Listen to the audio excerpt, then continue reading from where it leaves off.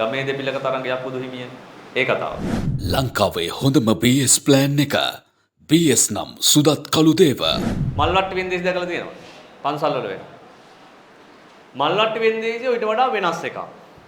ඒකෙදි වෙන්නේ සාමාන්‍යයෙන් ඔක ගොඩක් කරන්නේ ඇත්තම කතාව පන්සලට ආධාරයක් වෙනස.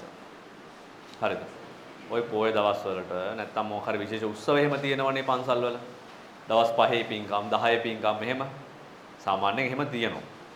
පන්සල් වල ග්‍රාමීය මට්ටමේ තියෙනවා කෙලිම නිකන් කානිවල් වගේ සීන් එකක් තියෙනවා. ලයිට් දාලා හැමතැනම පාර දිගට අර එමේ. ඒක හොඳයි. ඉතින් අවුලන්නේ අපේ සංස්කෘතිය.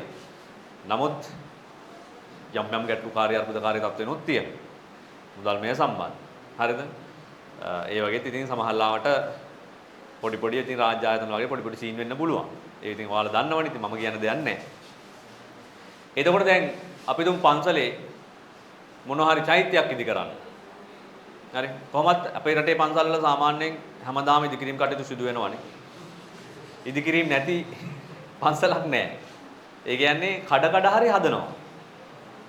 මොකද ඉදිකිරීමක් නැති වුණොත් පන්සලට එන ආදායම් මොකද වෙන්නේ? ආදායම් නැති වෙනව අඩු වෙනවා. ඒ නිසා තමයි ඉදිකිරීම් කටයුතු ගොඩාක් දුරට අපේ හාමුදුරුවරු ගොඩාක් පන්සල් වල හාමුදුරුවෝ ඉතින් ඇක්සස් කම්පැනි වගේ තමයි. මාග වගේ තමයි. හැමදාම ඉදිකිරීම් ශ්‍රේෂ්ඨය තමයි ඉන්නේ. එහෙම. එතකොට දැන් අපි හිතමු එහෙම මොනවා හරි ඉදිකිරීමක් හරි මොනවා හරි උත්සවයක්. ඒ උත්සවයක් වෙලාවට හදන ලස්සන ලොකු මල් වට්ටියක්. මේ මල් තියෙන්නේ හොඳ. මේක ලස්සනට හදනවා ඉතින්. ගෙනල්ලා දැන් අපි හිතමු බණශාලාවේ හරි කොහේ හරි ඔක තියලා තැනක කවුරු හරි පුද්ගලයෙක් ඇවිල්ලා ඔන්න කට්ටිය දැන් ඔන්න ඔය වගේ ඔයාලා හිතන්නකෝ දායකයෝ. ඔයාලා දායකයෝ. කට්ටිය වාඩි කරලා හරිද? දැන් ඒකට මුලින්ම පොඩි බොක්ස් එකක් හදා ගන්නවා. මේ මම අපේ ගමේ දැකපු අත්දැකීම චූටි කාලේ. දැන් ඊට පස්සේ මේක මේ සංස්කෘතිය ඇතුලේ මම දන්නේ ඒක දැන් වෙන්නේ නැහැ. වගේ චූටි කාලේ දැකපු එකක් අපේ ගමේ වෙච්ච එකක්.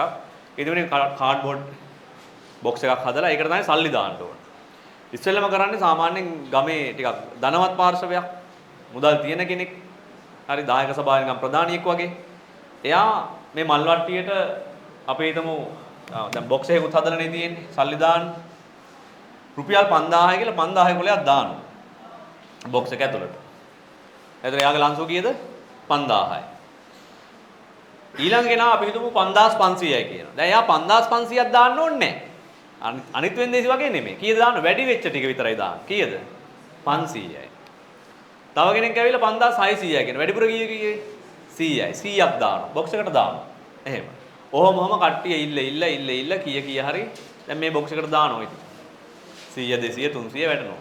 ඔහොම ගිහිල්ලා රුපියල් 20000යි. ලොකු හාමුදුරුවෝ මුණ එහෙම. තව යනවා. දැන් ඉතින් කට්ටිය ගතේ තියෙන සල්ලි ඔක්කොම බොක්ස් එකේ.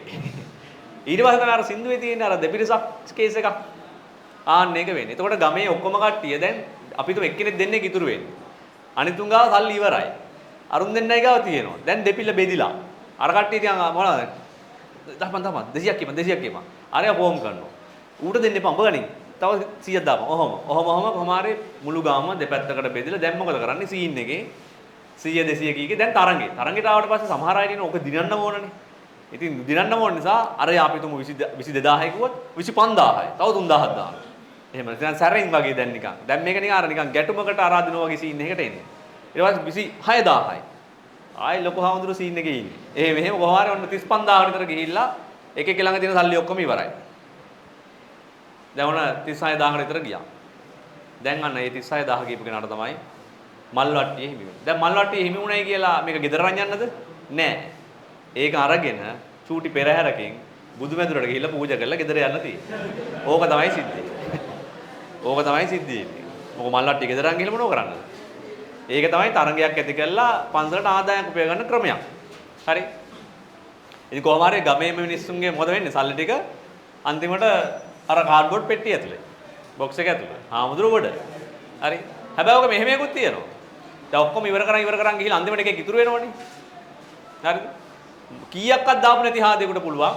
අන්තිමට දැන් ඉතුරු වෙන එක දැන් ගන්නවනේ 36000ට. මුගේ ගාව රුපියල් 500ක් විතර තියෙනවා. 36500යි. අර උබල්ල මුගේ ගාව 7-5ක් ගන්න. මෙතන ඉතින් පස්සේ කවුරුවත් නැහැ ඉල්ලන්නේ. දැන් මේ රුපියල් 500යි මු දැම්මේ.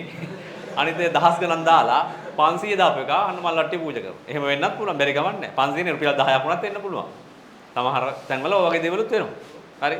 ඒ වගේ අර සල්පිල් නැත්නම් අපි කියන්නේ ගමේ පන්සල්වල වෙන්දේ දින මල් වට්ටි වෙන්දේ. ඒක ඕක යන්නේ ওই විදියට.